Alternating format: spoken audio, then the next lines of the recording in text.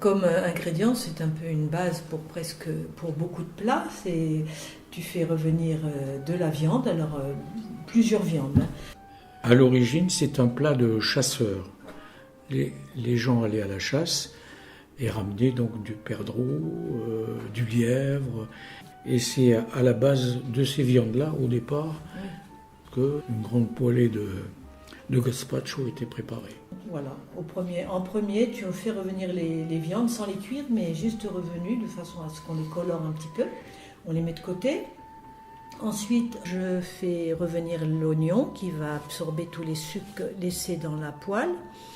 Après l'oignon, je vais y ajouter les tomates et je laisse mijoter à peu près une dizaine de minutes dans tout cet ensemble-là. Et je rajoute une quantité d'eau approximative, on dit 1 ou 2 litres d'eau. C'est en fonction des quantités que l'on veut avoir. C'est pas... Ensuite, quand ça a bien mijoté, je vais rajouter toutes les épices. J'en ai mis du paprika, ça donne un peu de couleur et puis ça le pimente un petit peu. Du safran, du cumin. On peut mettre aussi des épices de couscous, c'est un mélange qu'on met pour le couscous. C'est vrai que c'est selon un peu les goûts, tout le monde ne met pas la même chose. Et puis, alors ce qui est très important bien sûr, c'est de faire la galette avec de l'eau, de la farine et du sel. Des galettes pas très épaisses que tu étends donc sur une planche. Tu les fais cuire et ensuite tu les découpes, tu les déchires à la main pour en faire des petits morceaux. Et c'est cette partie-là qui va être mise dans le bouillon avec le reste de viande pour donner justement la consistance des fameux gazpacho. Parce que c'est la pâte qui fait l'ensemble. Et puis tu sers bien chaud. Voilà.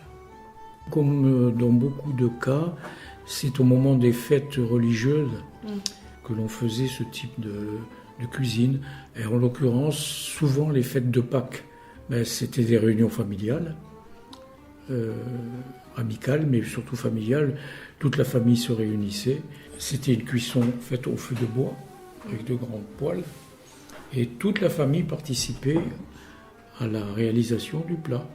Depuis les enfants, qui étaient chargés de couper à la main les galettes. Et les mamies de l'époque, quand elles confiaient ce travail aux enfants, elles leur demandaient de chanter de façon à ce qu'ils ne puissent pas en manger. Et c'était souvent des repas à une trentaine de personnes au minimum autour de ce plat.